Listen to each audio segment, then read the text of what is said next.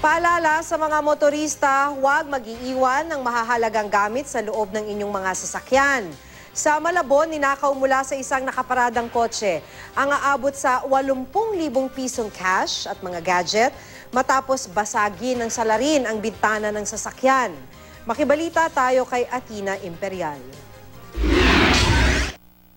Basag na ang salamin ng SUV na ito nang balikan ng may-ari sa pinagparadahan sa tapat ng isang gusali sa Potrero, Malabon pasado alas 8 kagabi.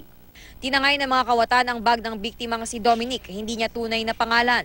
Laman daw nito ang kanyang pera, mga credit card at mga gadget na aabot sa 80,000 piso ang halaga. Routine ko na kasi everyday. Doon kasi yung workplace ko. Instructor ako sa gym. So every Tuesday, Wednesday, andun ako palagi. Ayon kay Dominic, lagi raw siyang pumaparada sa bahaging iyon ng MacArthur Highway. Maliwanag at matao raw kasi ang lugar kaya hindi niya akalaing mabibiktima siya ng basag kotse gang.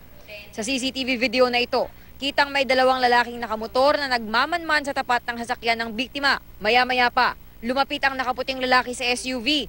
Lumayo ito nang may magpark na isa pang sasakyan. Pag-alis ng driver, bumalik ang lalaki.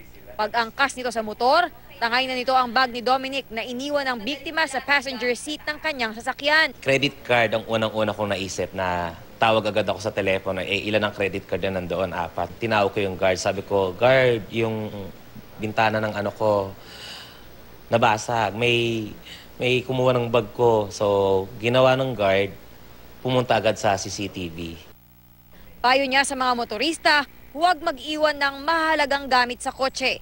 Malaking tulong din daw na magpalagay ng alarm sa kotse. Pinaghahanap na ng Malabon Police ang mga suspect.